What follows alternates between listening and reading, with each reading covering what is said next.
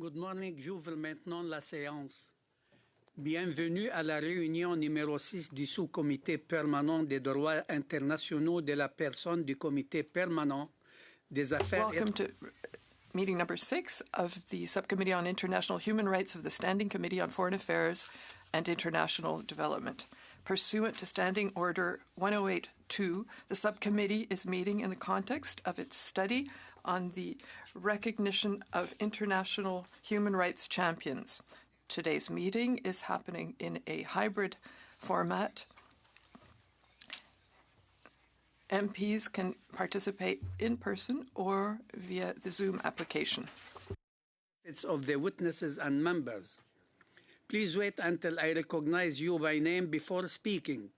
For those participating by video conference, click on the microphone icon to activate your mic, and please mute yourself when you are not speaking. For those on Zoom, at the bottom of your screen, you can selection the appropriate channel for interpretation, either floor, English or French. For those in the room, you can use the earpiece and select the desired channel. A reminder that all comments should be addressed through the chair. Colleagues, despite her absolute best efforts, due to multiple flight delays, Nazanin Boniadi was unable to join us today. With the agreement of the committee, can we have her opening remarks taken as read and published in today's evidence? I need your approval, please. All good? Carried. Thank you. J'ai maintenant l'honneur. I now have the honor to welcome our witnesses. From the Raoul Wallenberg Center for Human Rights, the Honorable Erwin Kotler. You very welcome and value to this subcommittee. Welcome. From Voice of Children, we have Veronika Sherdagieva by video conference. And now I would like to hear Mr. Erwin Kotler for a few words, and then I open the floor for discussion, question, and answer. Mr. Erwin Kotler, the floor is yours. Take your time. Thank you, Mr. President. Je suis très heureux d'être ici et de participer. I'm very happy to be here and to participate in the common task that's gathering us. Warriors for both human rights in Iran and justice for Ukraine, respectively, and look forward to their testimony. May I add that I regard this committee, I said so when I was an MP and reaffirm it today as being one of the most important, if not the most important, parliamentary committee involved in the struggle for human rights, the pursuit of justice, and the defense of democracy. 5 years ago, I spoke of a resurgent global authoritarianism, backsliding of democracies, assault on human rights, and political prisoners as a looking glass. Today we meet at a historical inflection moment where we are witnessing a concerted, intensifying, collaborative axis of authoritarianism, Russia, China, Iran, and their proxies, where we are seeing an increasing not only backsliding of democracies, but polarization within and between democracies, where the United States, formerly the linchpin of the rules-based international order, now under the Trump administration has been upending the transnational alliance and that rules-based international order, where we are witnessing not only assaults on human rights, but an age of mass atrocity, and political prisoners not only as a looking glass into all this, but as torchbearers for human rights, as defenders of democracy, as pursuers of justice, they are the real champions of whom I will speak today. And may I just say, parenthetically, that those of whom I speak, I have been serving as their international legal counsel and make representations in that context. May I summarize briefly the cases and causes of political prisoners from the axis of authoritarianism, Russia, China, Iran, as well as from Eritrea, which ranks last, I repeat, last in the World Press Freedom Index for the last 10 years. May I begin with the case of Dr. Ahmadreza Jalali, a Swedish Iranian physician, now in his 10th year of unjust imprisonment, suffering not only torture in detention, but deprivation of the right to counsel, the right to a fair trial under Iranian law, the right to visitations by family, the right to representations by consular officials on his behalf, and where his wife, Vida, just days ago received a chilling message from him, from Evin prison, where he spoke both of his imminent threat of execution or death by absence of any medical treatment for his serious medical conditions. And when I speak of Dr. Ahmadreza Jalali, we are reminded of Canada's taking the leadership in 2021 in the Declaration on Arbitrary Detention in State-to-State Relations, and where his case, as the others I will mention, is a case study of where we can lead in making representations on his behalf. And we'll close only by saying that all of the UN special procedures, all of them, have come out and called for the release, the immediate and unconditional release of Dr. Ahmadreza Jalali, which brings me to the second political prisoner here, and that is the heroic Russian dissident, historian, political prize winner, Vladimir Kara-Murza. Vladimir Kara-Murza first came to Canada in 2011, along with the then leader of the Democratic Russian opposition, Boris Nemtsov, to support then my initial draft legislation on Magnitsky sanctions. Boris Nemtsov was then assassinated outside the Kremlin in 2015. Vladimir Kara-Murza came and testified before our Foreign Affairs Committee in 2015, calling for Magnitsky sanctions and the like, went back to Russia, was poisoned, survived, came back again here in 2017, testified again, I was with him at the time, went back to Russia, once again the target of an assassination attempt, survived.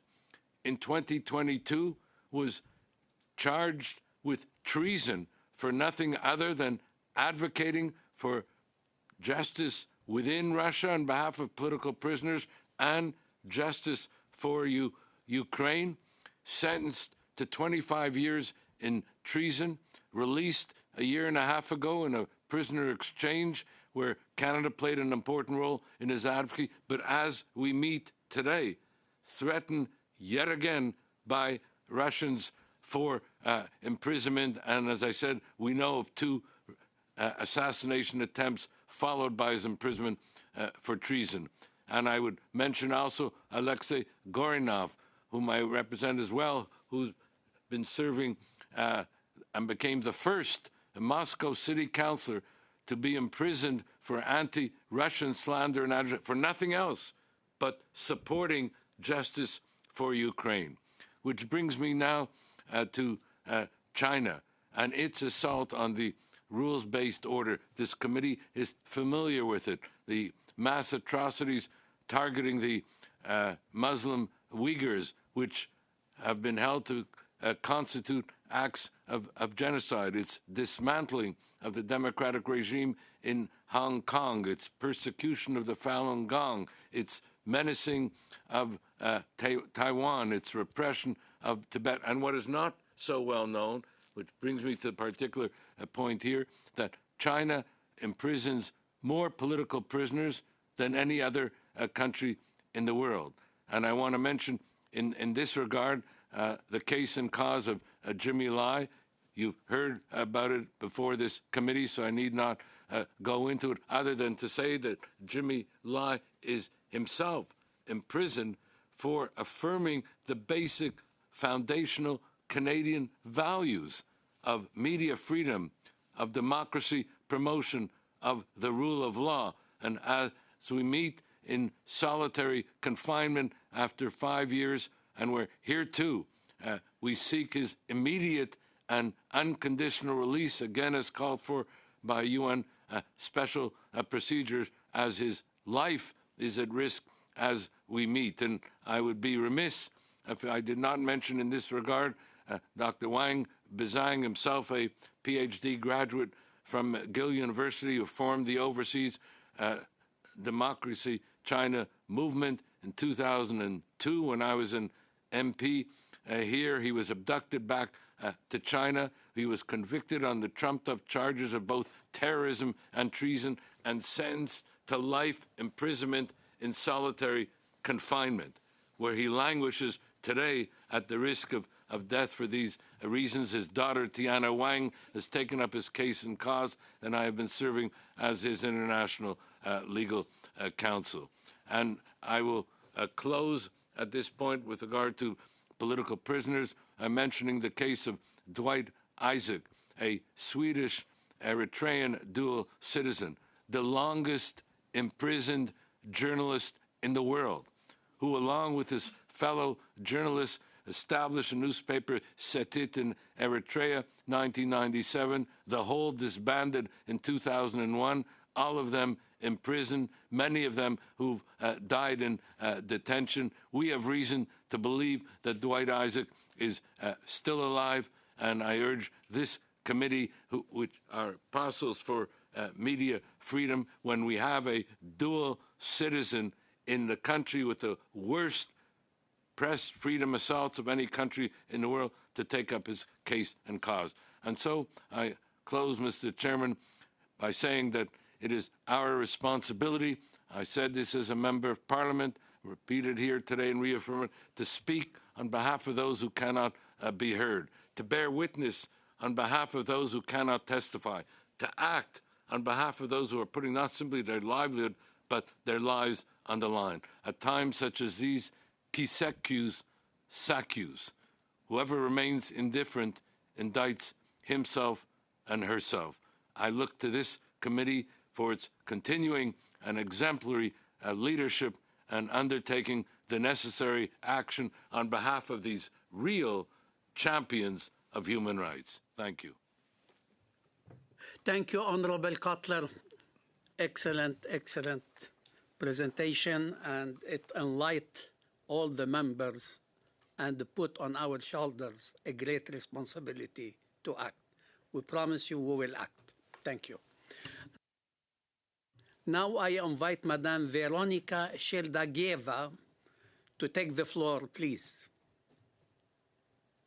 Hello, my name is Veronika Sheldagieva. I am from Ukraine, specifically from the city Kherson, which is my home city from the start of my life. Unfortunately, it was occupied for 8 months, and now it's a city on the front line. So I'm really proud of the fact that I can speak, and I am really grateful for this opportunity to be today, because of the fact that now, more than any time before, control on occupied territories is big and horrifying.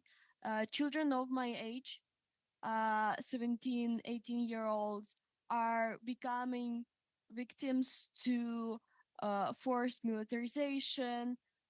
People are becoming those who controlled by messengers, which they must put and controlled fully phones in occupied territories.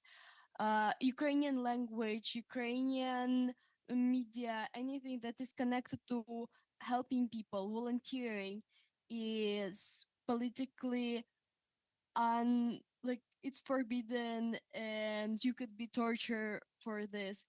And now, at the moments when people are speaking about occupation as about something that is a form of peace and a form of living occupation is stopping war in Ukraine, I feel it's so important to speak with international audience and be aware of human rights violations which are happening there and which are directly connected to my own story and my personal experience. I want to say to you about resistance movement, about nonviolent resistance that is happening in occupied territories. At some point when I was 13-year old, I was standing with this yellow ribbon, which I cut it from my flag, my Ukrainian flag, near my old school. And I loved the school so much, but back then I was not able to speak about how I love my Kherson, how I love my Ukraine, how I wanted to help my people, how I wanted to volunteer. Uh, and back then it was my hope, and tying it around the school's door was a form of resistance that I could have back there. I started from myself because um, I was really uncertain and I had a lot of fear. And at the moment when I didn't know what to do, as many of teens are right now experiencing also, I started erasing colonial narratives which I had in my head, and with which I unfortunately grew up, about learning from propaganda news how Russia is good and stuff like this. But in reality, we saw with control, with lack of products in the shops, with control of the schools, that it's not. But it took a lot of time to understand what was my thinking, understand how people around me acted and how much fear they had. I had a lot of time to think back then because there was no internet or connection, so I was basically left with my thoughts, and nonviolence was the only instrument to change anything that I had in my hands. I saw a really big value for finding the internet in my old school where I tied this ribbon. And I connected to volunteering and connected to Ukrainian communities online for also maintaining my mental health and also maintaining connections with the outside world and believing the fact that it can at some point end, because this hopelessness is something that basically goes hand in hand with you on occupied territories. And many people didn't know where I was, and there was so much silence. And this is something that people are experiencing right now, that there is silence and there is a ban of word so much that you stop sometimes hearing what could be said if you're be free, and what other people would say and what they think actually, because protests are abandoned. Like, a lot of my friends and family at first came to protest, but later they started killing some people on some protests, and unfortunately they stopped. And even with that volunteer activity that I had, which I tried to keep in silence, one day a woman texted me in the messenger that, like, you can see from my internet activity that I have pro-Ukrainian position, and like, you need to take some more safety measurements. And of course I was scared because stranger found my contact somehow, and like anyone then can do it. and like I know what it was leading to, and I was really asking my parents to leave. And fortunately, yes, it was a dangerous road, and we came to Latvia later during 1 week of trip, which like had a lot of parts of it. Um, but that's actually the reason why I am here, why I am speaking, and why a lot of teens who are still reliant on their parents and still cannot leave, cannot speak, and cannot join such conferences.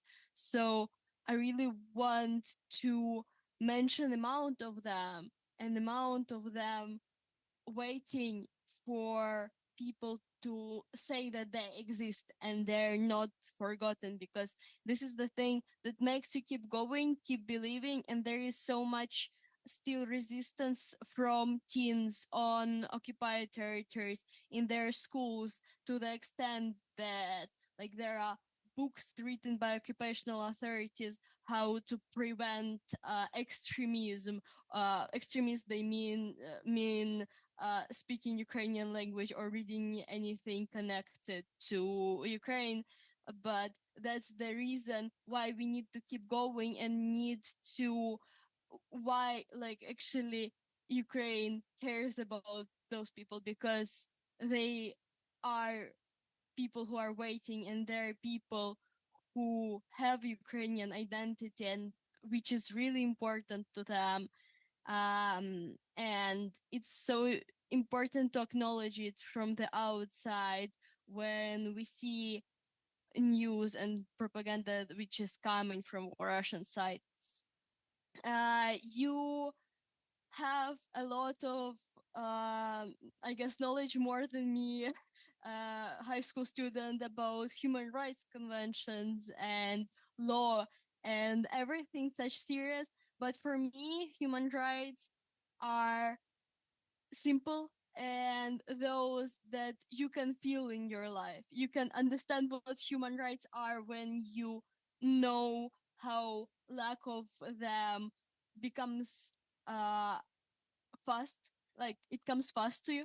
It comes to you really sometimes unexpected, and you understand how much rights you had before, and how much freedom of speech is something that changes you as a personality, and how freedom of expression, association, and helping others, because for me helping others is one of the things that keeps me going, how it is important, and how you need to understand that it's not sometimes given thing. And I still have this yellow ribbon. Even now, I can freely have my Ukrainian flag with me in place where I am now. Thank you. Thank you, Madam Sheldagieva. And now the floor is open. Anyone who would like to express, to ask question to Mr. Cutler or to Madam Veronica, please feel free. Madam Vandenberg.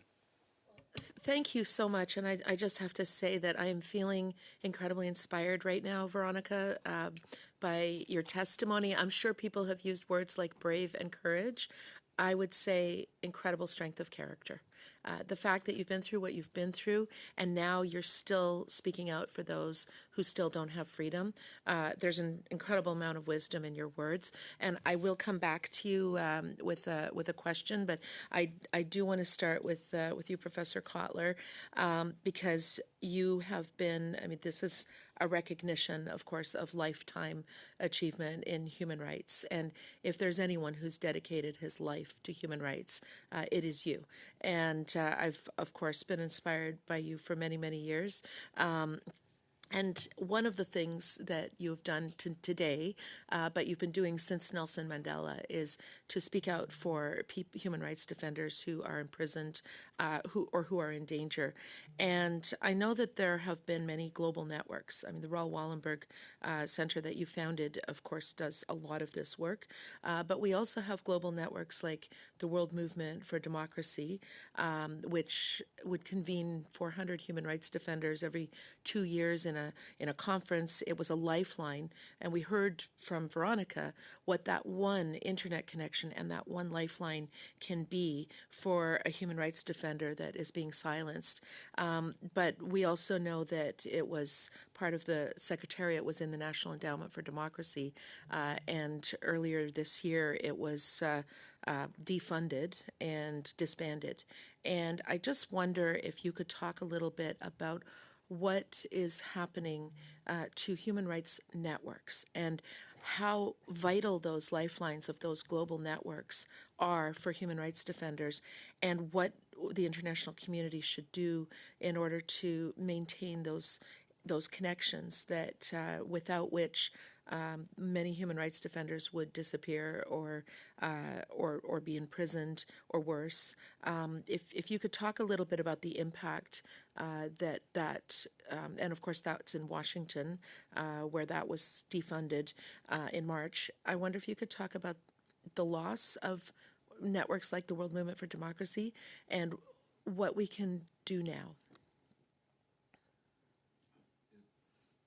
You mentioned a really crucial challenge that we are now facing, and I just spoke just yesterday with Carl Gershman, who headed up the National Endowment for Democracy for 40 years with the joint support of both the Senate and the House, and he too was lamenting the undercutting of support. I mentioned that the United States, which had been the linchpin of the rules-based international order, which had been the linchpin, if you will, of the World Movement for Democracy, has in fact been upending what has been the international community of democracies, the alliance of the community of democracies, through defunding and other measures that you have taken. I'm pleased to say that Carl Gershman, together with Forum 2000, which you know, the Czech-based convener of Community of Democracies and the like, we are seeking to revive the world movement of democracy.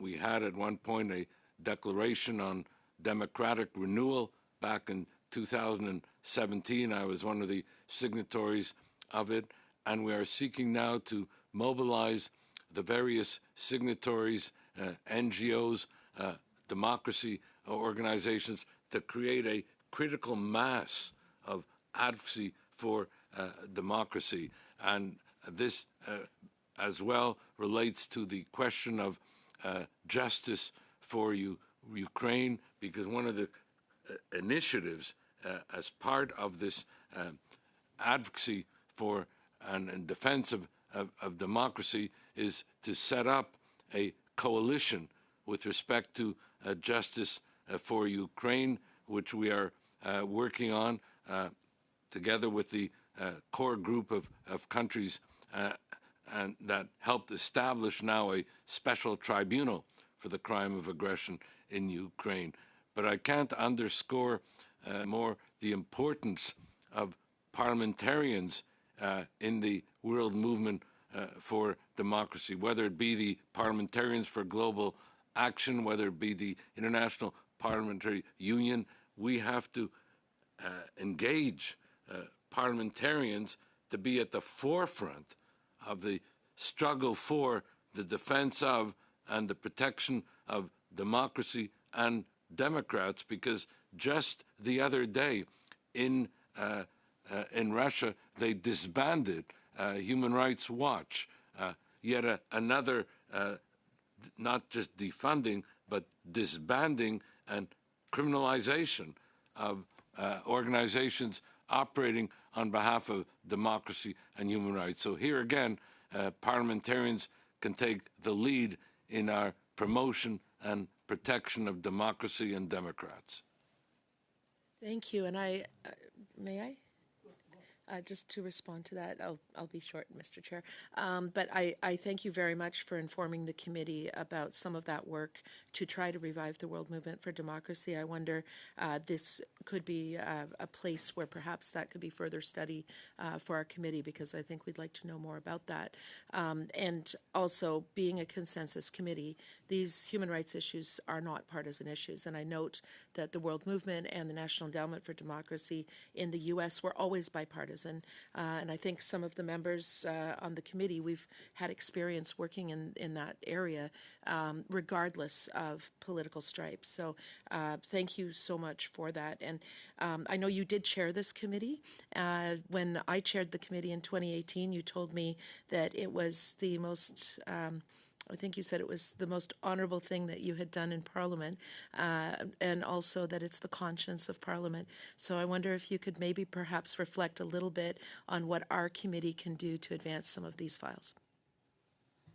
You're correct in saying that I regarded my involvement on this committee as the most important experience of my 15 years in Parliament, because I saw this committee, as I mentioned, as being at the forefront of the struggle for democracy, for justice, and for human rights. And the hearing today with regard to, among other things, the political prisoners, who I see as champions of human rights, is yet another example of the role that this committee can play. But I would support the initiative of having hearings devoted to democracy promotion and protection, and the role that parliamentarians can play. And I think the National Endowment for Democracy is a case study of where the issues of promotion and protection of democracy, both domestically and abroad, was a bipartisan consensus. Regrettably, that is broken down now under the Trump administration. It is still here in our Canadian Parliament. It is very expressive in this committee, and I think this committee could undertake at this point, as part of our commitment to the world movement of democracy, hearings about how we can best promote and protect democracy and democracy's defenders, and invite people like Carl Gershman and others, Larry Diamond at Stanford University, those who are at the forefront of this, to come and testify before this committee, as well as former political prisoners themselves. And my other two witnesses today are illustrations of that in both Nanazine and Veronica, and a very heroic,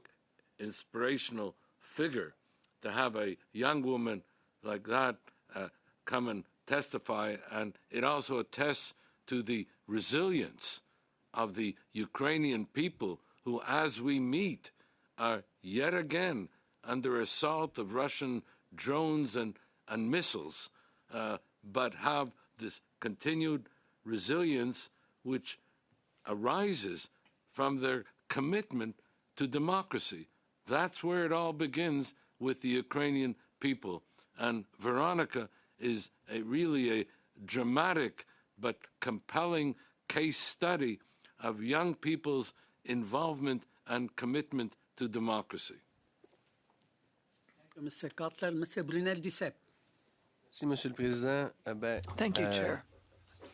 Thank you to our wonderful witnesses today. Unfortunately, Ms. Banyadi cannot be with us, but all three people we're recognizing today represent three different generations. So that gives us hope in the future to know that this will continue. This will always continue. There will always be people there to defend international human rights. That really warms my heart, and it pushes us to continue in our work.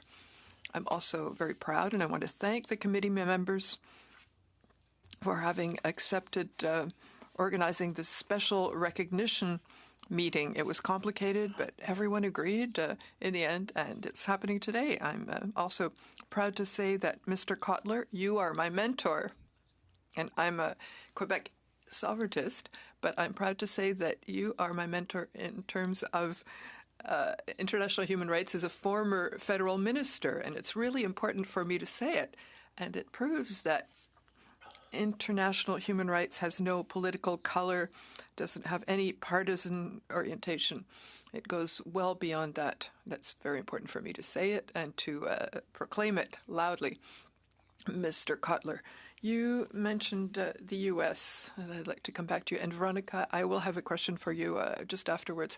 But Mr. Kotler, if we look at what's happening in the world, the geopolitical upsets, do you have any concerns in terms of Canada's current approach to international human rights? I'll start by saying that I had the great pleasure of working also together with your father, Gilles Duceppe. When he was MP, we worked together to fight for human rights. And now, as I said, we are at a critical point in history. It's a turning point. And yes, I do have concerns because I think it's important, and I must say urgent, for Parliament, for MPs, to be leading a movement for democracy. And I have these concerns because I don't see the commitment that is necessary at this moment in time. People are not realizing how urgent the situation is, and it's necessary for us to be the witnesses for those who are unable to speak, to be defenders of those who are unable to protect human rights as they would hope to. So that's I can summarize by saying that at this point, someone who makes excuses accuses themselves. It's an urgent moment. It's a moment when we should be at the head of the movement for democracy, at leading, defending political prisoners, leading the pursuit of justice. And I don't see that this is a priority at this point in time for the government, for the opposition as well, to have the fight for human rights and the fight for justice as the leading priority of our duties at this point in time. Mr. Chair, would you allow me to ask Veronica a question? So I would like to greet you very respectfully, Veronica. We're very proud to have you with us today.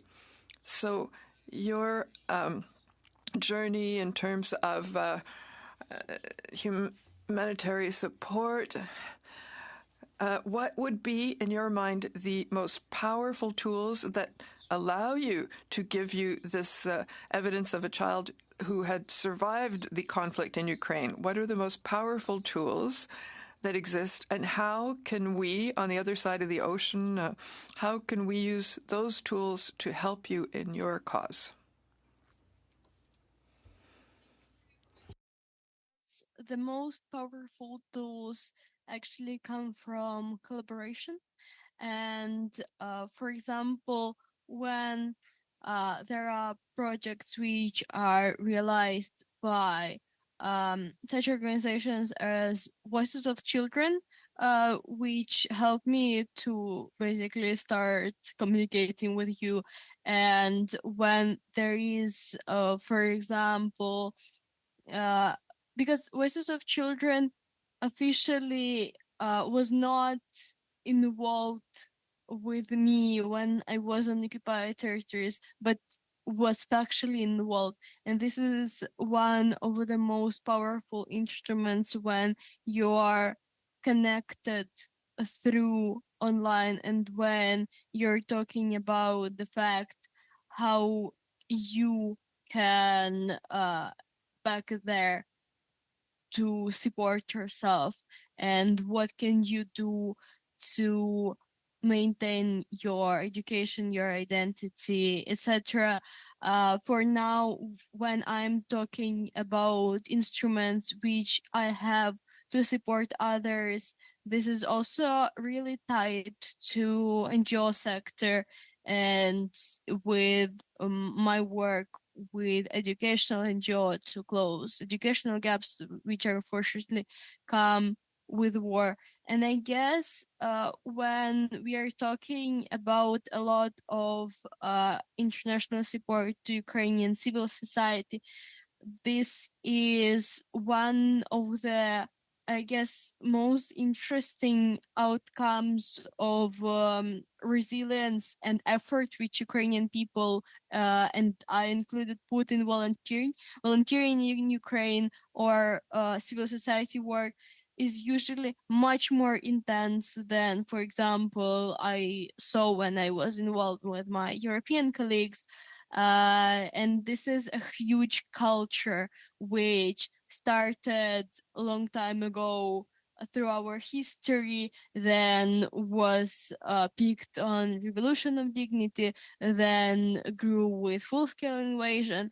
I guess this is one of the biggest instruments which exist to both solve humanitarian issues, both maintain education, help people with mental health, because mental health is something that affects every person, not depending on occupied territories this person is, or this person is hearing like shellings in the night or drones. This is something that main support for mental health, I guess, is one of the things which exist and which is now also growing as an international support. And I know some of my basically friends from abroad who are coming and becoming psychologists for Ukrainian people. And I'm still really grateful for their understanding and for their connection. And for me, instrument is also human communication, because this is how you know problems of others first, and second one, you by this communication solve some of them. So I hope this was some answer for this. Thank you. Thank you. Now, Mr. Majumdar, please. Floor is yours. Thank you, Chair, and Professor Kotler, Minister Kotler, friend Kotler. I think I've had the privilege to have known you for over a decade, and I should tell you, Natan Sharansky's Case for Democracy, which is a book that I think you had a significant hand in, was formative in my own career from a very early age. So I commend you, sir, for the work that you've done. I recognize your beautiful families here as well, your wife Ariella, your daughter Gila. It's a family sacrifice to have contributed so much in the cause of human rights, probably sometimes even at the expense of the ruling class in Canada, whether it's conservative or liberal. But the inconveniences that you present in this cause is respected by all. It's a remarkable achievement that you'd hold the respect of so many across the House, across so much time. Thank you for indulging me with a bit of a preamble. I was thinking as I was watching you provide your testimony here, how much had been shaped in international humanitarian law with institutions like the International Court of Justice, the ICC, how much work had been put in through Special Rapporteur's Office, exposing the kind of repression that authoritarians had been abusing their people with the world over. And to see how, particularly in the context of the last decade or so, Russia, China, and Iran have all taken advantage of these international institutions to disproportionately position themselves in a way in which they are participating in an inversion, a real inversion of our values and how we assemble to enhance and expand those values for all human beings. In the last couple of years especially, it's become pronounced. I wanted to turn to you to see, given the range of experience you had in success from Nelson Mandela onward to Vladimir Kara-Murza more recently, and all those you championed, Jimmy Lai, etc. What's your observation about those institutions that you've played such a big part in building? That question, I might just give you an illustration of how these institutions can work and where they haven't worked. And it's, I think, a fascinating example of where this parliament played a role. And that has to do when I took up the case and cause of Anatoly Sharansky, then one of the fathers of the Moscow Helsinki Watch Group. We're meeting now on the 50th anniversary. A lot of us have forgotten about the Helsinki Final Act. Principle 7 of that Helsinki Final Act talks about the right to know and act upon one's rights. And we in Canada were the architects, one of the main architects of that Helsinki Final Act and the advocacy of political prisoners. Now, Sharansky, who was arrested in 1977 and then himself convicted of treason and anti-Soviet slander and agitation, and a trial in 1979 where I went at the behest of his family, facilitated by the Canadian government, to defend him in a Moscow court. And just before I was to be there to help defend him, I myself was arrested and expelled. Now, years later, he was released in 1986, a year after Gorbachev had become the president of the Soviet Union. In 1987, I had an opportunity to be on a panel with Gorbachev, and I asked him, I said, you know, you became president of the Soviet Union in 1985.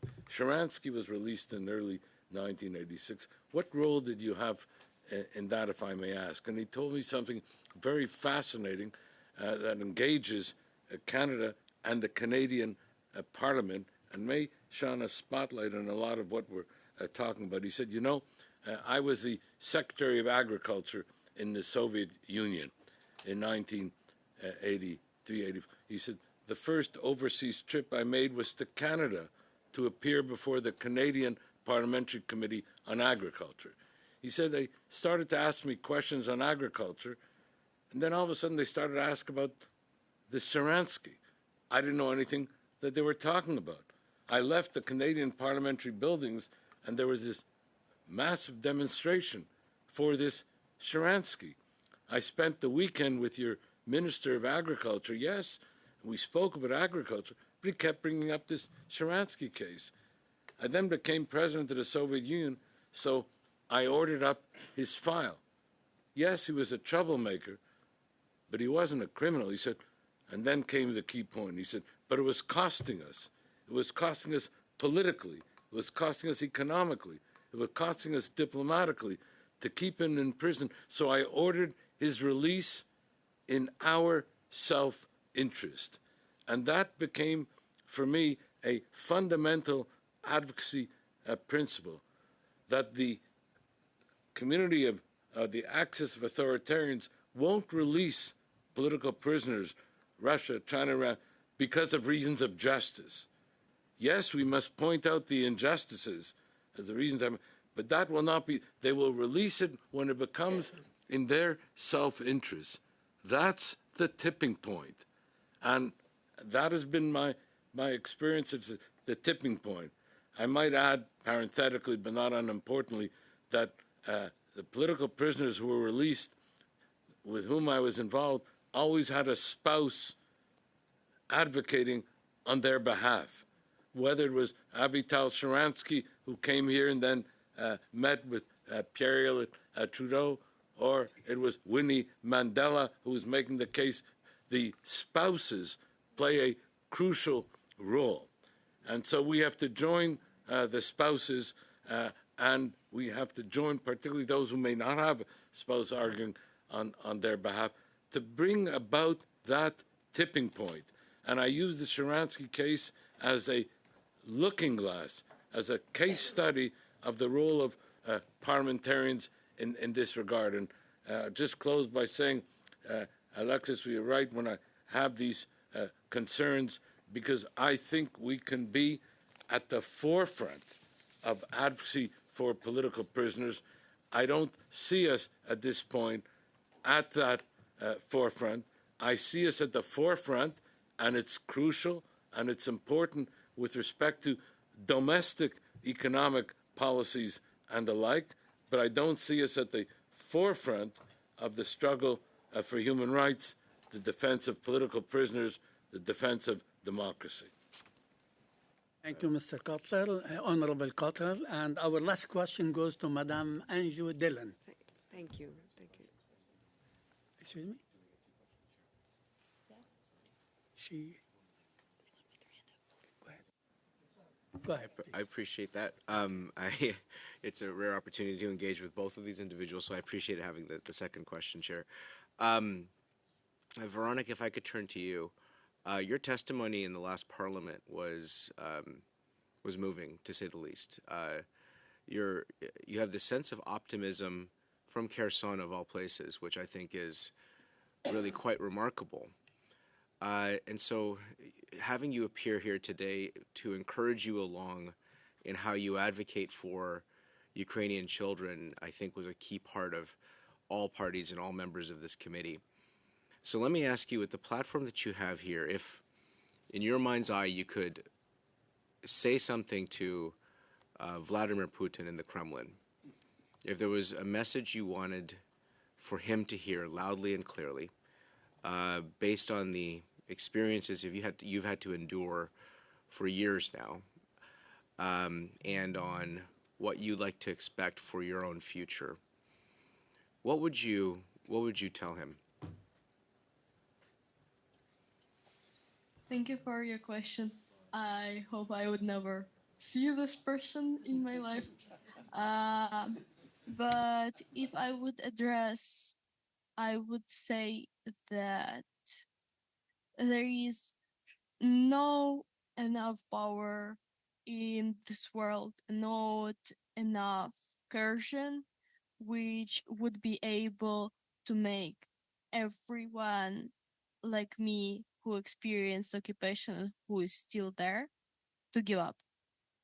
And there is never that point when everyone would be compliant, just because there is so much propaganda and there is so much violence going on. And I hope at some point they are going to understand this. Because also the world in general, not only them, needs to understand that it's not only the matter of time, it's also a matter of motivation of people. And Ukrainian people have a lot of motivation, honestly. Thank you. Thank you. Thank you. Ms. Dillon, please. Thank you, Mr. Chair, and thank you very, very, very much to our witnesses for being here. Veronica, you've empowered youth, you've empowered women, you've even empowered adults and given strength to those who are ready to give up. Thank you for the work you've done. And I really pray God you keep having this strength and this uplifted spirit to carry on the work you're doing. If you can quickly please tell us what people your age or even anybody comes up to you and says about how you've helped them move along and empowered them through this struggle. Yes, thank you. I am mostly working with education and directly when I'm helping. And those people with whom I was working, they were saying that they were able to go back to Ukrainian university after leaving occupied territories and learn in Ukrainian language and study and have their career. And also in Ukraine, unfortunately, because of the war and because of natural processes, there is a shortage of teachers. And this is also with what I'm working with. And a lot of teens and young people were saying about the fact that they chose this career because they see the importance and see how they shape the view of people around them when they tell information which they feel is worth sharing through educational system, etc. So, and this is actually something that keeps me going and keeps me optimistic about the fact that this is the right direction. So we're Thank you. And Mr. Kotler, Honorable Kotler, it's incredible to be sitting here in front of you and you're also one of my role models, and being from Montreal as well, one of the motivations also for me to go to law school. So thank you for also empowering many, many others who came after you.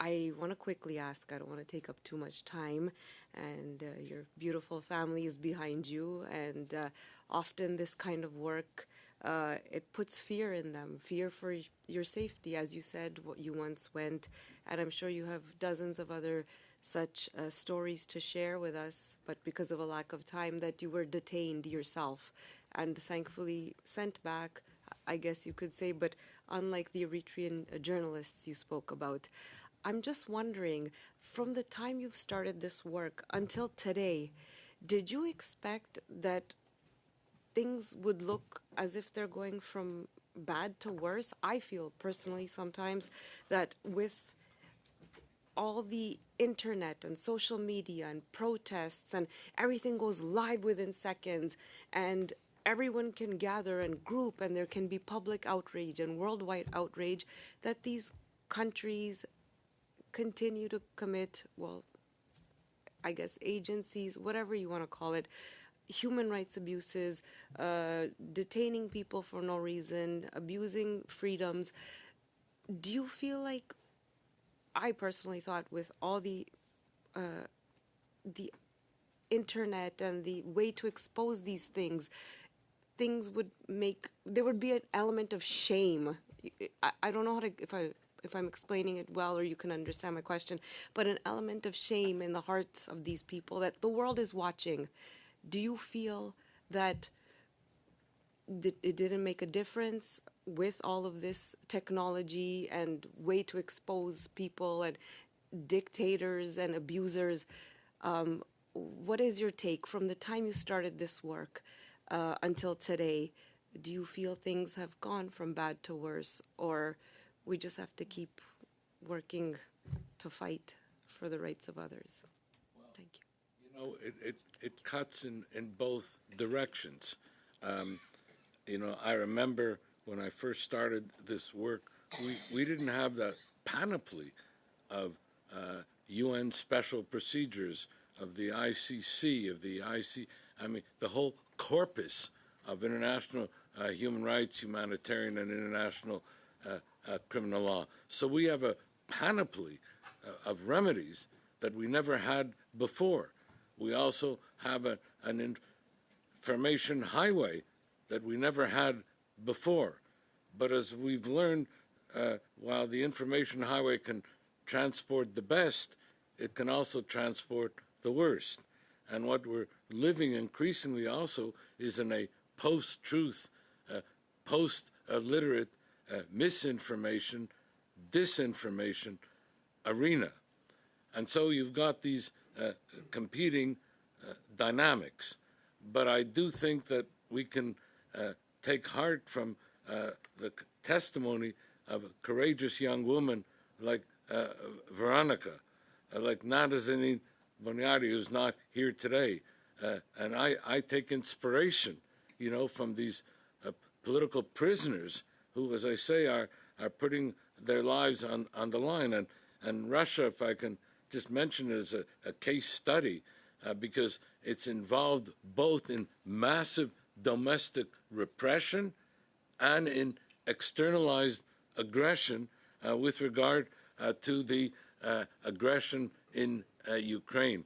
But there are initiatives that we can take here that we never had before, that we have now. Let me just very quickly in one-liners mention. Number one, finally, after we were advocating, I was part of a high-level working group, we established in June, by way of agreement between the Council of Europe and Ukraine, a special tribunal for the crime of aggression in Ukraine. Now that we've established it, we have to operationalize it, implement it effectively. Canada can play a role. We need to appoint special prosecutors. We need to appoint judges. We need to get other state parties from the global south so it isn't seen just as a Euro-centered tribunal. So this is a very important tribunal to hold Putin and military and political leaders accountable for the crime of aggression. When I've been talking a lot about all the mass violations of human rights, regrettably, they've been accompanied by a culture of impunity. And we have to, in fact, begin to initiate accountability. Special tribunal is very important in that regard. Second, Russia's mass atrocities under Putin effectively constitute acts of genocide. War crimes, crimes against humanity, acts of genocide as we meet. And we have to hold the Putin regime accountable. We have obligations under that convention. The third thing, and this is where Veronica has spoken about when I speak about young children, Ukrainian children, what we are witnessing is both the deportation and indoctrination of Ukrainian children. Now the ICC, and it's available, has issued arrest warrants in that matter. But we have to, in fact, enlarge that advocacy. The fourth thing, sexual violence against women. Fifth, torture and other forms of inhumane and degrading treatment. Number six, mass casualty crimes, when we're talking about missiles and drones as we meet. The criminalization of NGOs in Russia, where there are no NGOs left. So we have, with respect to these critical mass of violations, we can engage in a critical mass of advocacy. And parliamentarians are really, particularly suited to make representations directly to the human rights violator, what Dr. Andrei Sakharov used to call the mobilization of shame against the human rights violators. Exercise our parliamentary interventions, whether it be Take Note debates or SO 31s. The initiatives that we can take internationally through, I mentioned Parliamentarians for Global Action, IPU, and the like, the use of UN special procedures, the special international court. In other words, we have a panoply of remedies at our disposal. We just need to invoke them, to utilize them, to engage them, and create that critical mass of advocacy. And I've always looked at parliamentarians and this committee to be at the forefront. Brunette Duceppe, s'il vous plaît. Merci, Monsieur le Président. Monsieur Cutler, Thank you, Chair. Mr. Cutler, there's a balance that's sometimes difficult to find between public pressure and discreet diplomacy. And as parliamentarians, when it's time to defend people who have been unjustly imprisoned, it's not always easy to find that balance, we always have to remember that the main objective is to make sure that the person whose file we're attending be freed. I don't know if you could help us as parliamentarians. In what way can we find that delicate balance between public pressure, media pressure, and more discreet diplomacy when it's time to fight for someone who's been unjustly imprisoned? Well, it's a combination. It's not a question of choice to either follow the public pressures or private pressures. It's what needs to be done is to find the moment and the means that that's most desirable at a point in time. For me, it becomes with the private aspect of diplomacy, and if that does not succeed, we have to resort in terms of public pressure. For me, it was always a question of finding the balance of both that would be most successful. But I found that in the end, it was almost always necessary to engage publicly in order to succeed, in order to free political prisoners. Thank you very much, Chair. The long arm of Beijing, the Kremlin, and Tehran, as you mentioned earlier, Professor Kotler, has participated in a kind of transnational repression emboldened by technology that I think warrants a bit of an unpacking if you have the time, sir.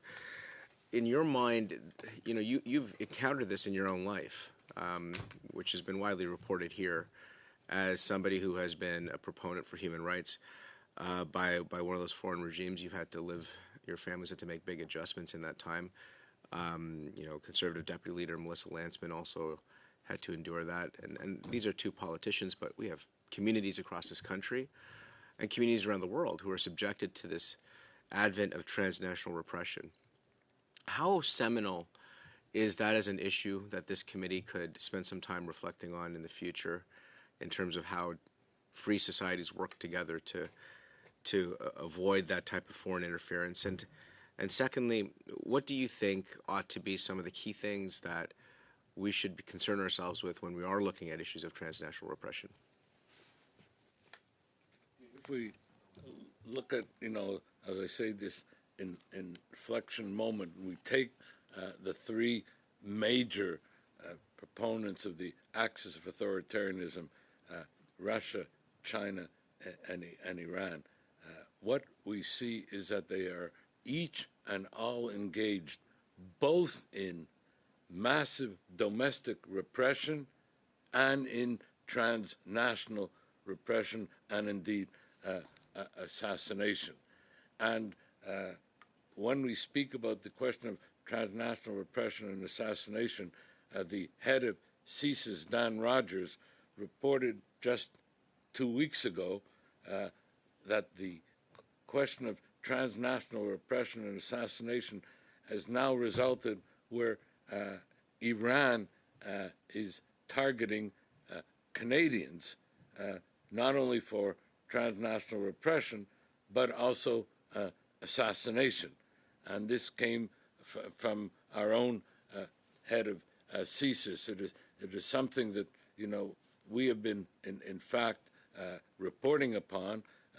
I reported last year about IRGC sleeper cells here in Canada that get activated and also use domestic criminal gangs as proxies to carry out their insidious plots. So I think for this committee, the issue of transnational repression and assassination would be an appropriate subject matter. and also that we take the necessary initiatives to combat it in that regard. When the Hogue Commission was established, if you recall, it was established with regard to foreign electoral interference. But foreign electoral interference was but one component.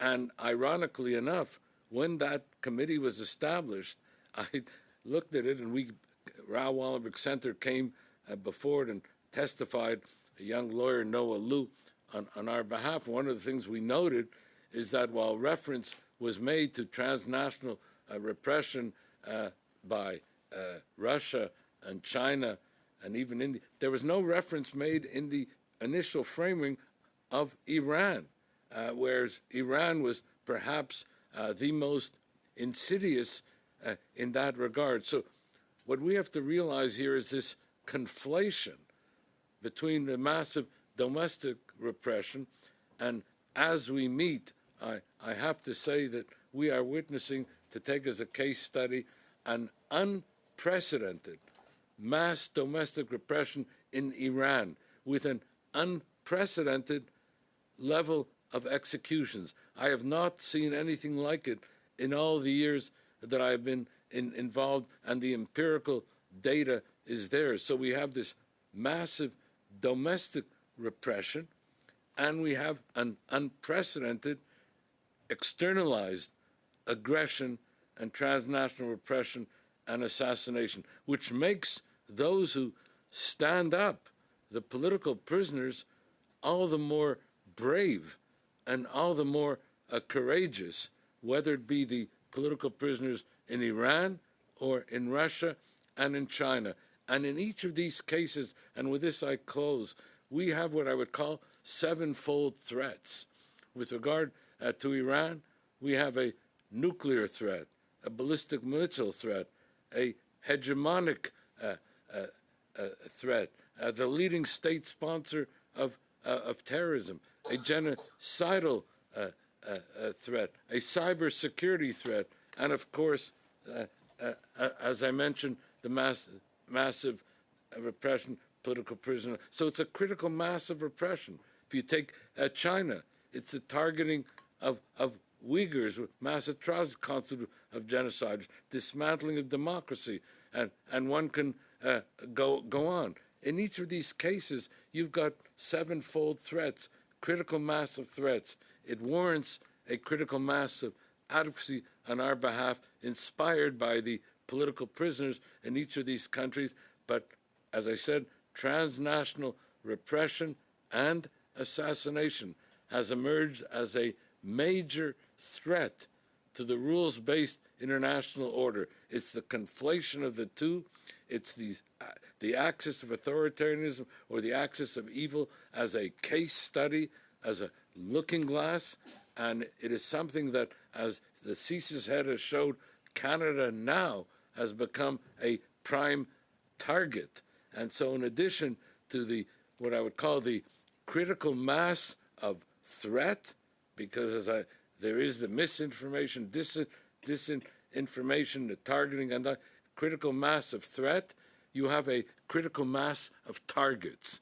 When I say a critical mass of targets, because they target the leaders of diaspora communities here, whether it be the Iranian diaspora community and the like, whether it be journalists who are targeted here, whether it be human rights defenders who are targeted here. So it's a critical mass of threat, it's a critical mass of targets, and we need a critical mass of advocacy in response. Thank you very much. Madame Vandenberg, please. Actually, Faisal, forgive me, Mr. Chair. I think I get a second part. Cronin, but she asked before. She was asking before. Is it okay if I just share the second part of my time with Okay. Madam Cronus? Okay. Over to you. Sorry. Okay. Madame Cronis. Thanks very much for giving me a chance to speak this morning. Mr. Kotler, Erwin, you're someone who was one of the giants of my childhood. That along with a number of people and a community, you accomplished incredible things together. And I was privileged in many cases to sort of be in the room or be, carrying bags, taking notes, being a small part of it. And what was incredible about that upbringing was that you accomplished things as a group. You fought for Soviet Jewry, for Syrian Jewry, for Ethiopian Jewry, and you achieved the goals. I learned from you and from your compatriots when I was growing up that we could start organizations, fight for things, achieve the goals that we were looking to achieve, and disband those organizations and move on to the next thing. And when I became an adult myself, I took that into fights like the fight for equal marriage in this country, where, again, we were privileged to be able to start organizations, fight for things, achieve our goals, and disband those organizations. In the world that we live in today, that feels harder and harder. It feels increasingly remote. I feel like we start organizations, and instead of achieving our goals, we look for justice for wrongs that are done. We have an increasingly legal international relations, and we have people that are stuck in places all over the world as hostages or as people who aren't able to get on with their lives and have childhoods and grow up and do the things that we've been able to do. So my question for you is, to some degree, do you think the world has changed? What do you think has changed? And is there any hope that we can go back to advocating for things, achieving our goals, and disbanding organizations? Because it's been a while since I've had the privilege of disbanding an organization because it has achieved its goals. That question, I just want to say that, seeing you here today brings back memories of my close relationship with your dad of blessed memory. And, we were on different sides of the political spectrum, liberal and conservative, but we worked together in common cause with respect to the struggles you mentioned.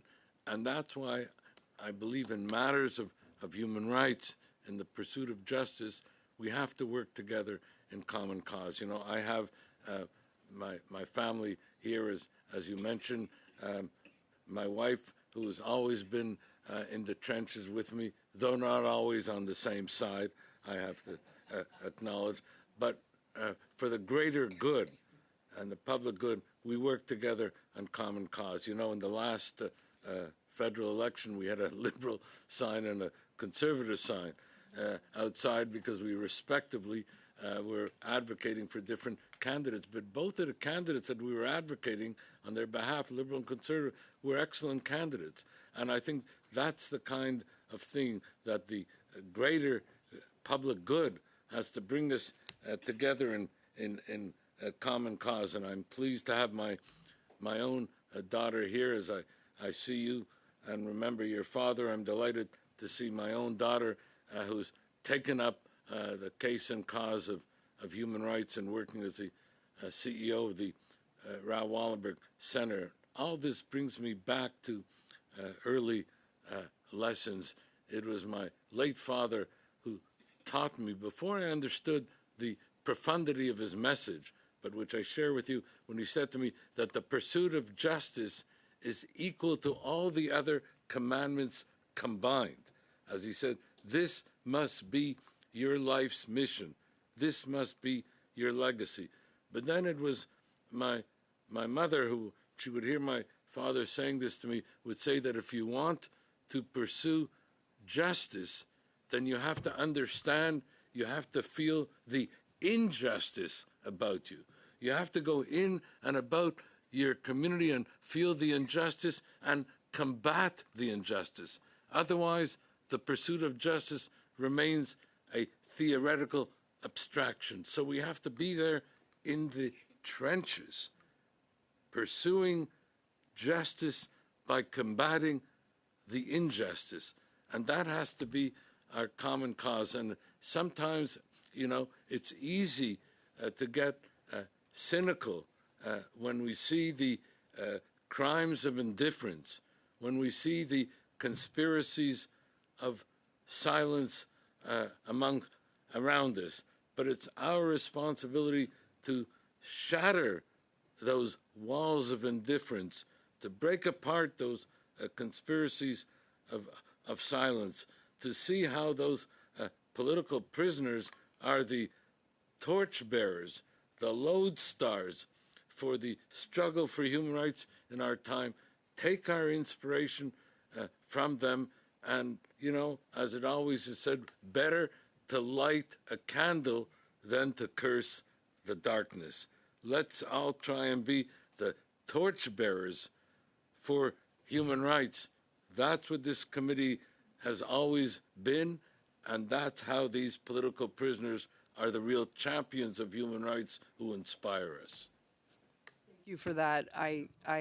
If my father was here, I know that one of the things that he would say is that he would actually thank your wife for giving him hope. Very short question for Veronica. Veronica, if this war ends, what would you like to do with your life? This is a really philosophical question, which sometimes didn't make me sleep.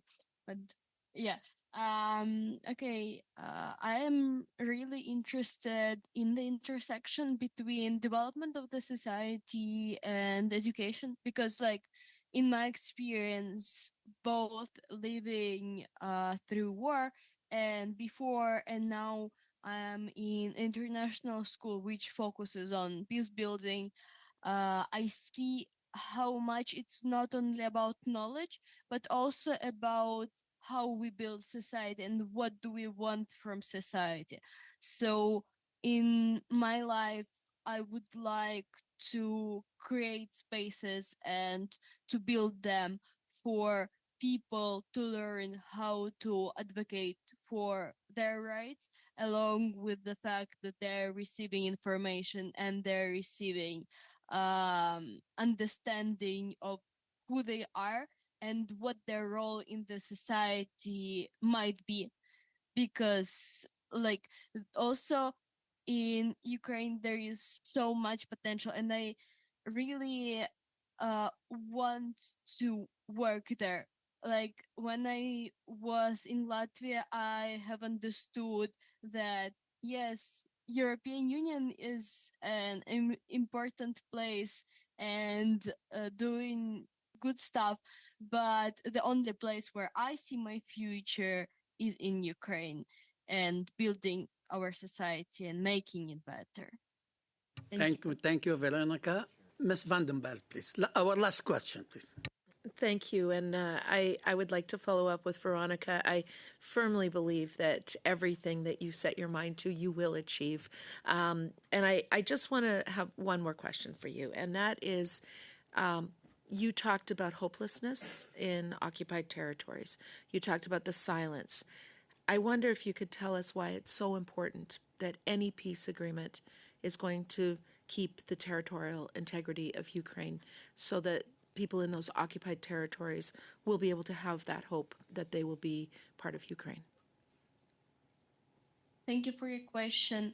I guess it's simply because when people are seeing injustice, they hope for natural reaction of the world to say, yes, it is injustice. And lots of people, as I did, was losing general hope in the fact that, like, something can be good, not only in terms of politics, but just that good exists. And I know it's philosophical concept, it's like something that can be really vague, but in this case it's really specific, and it's really about the fact that peace is also about speaking up and about opportunity for people to choose uh, who they are and to self-determine them, and not to decide on their behalf whom territory belongs to, but to reflect what people feel and which uh, like which decisions they make. Yeah.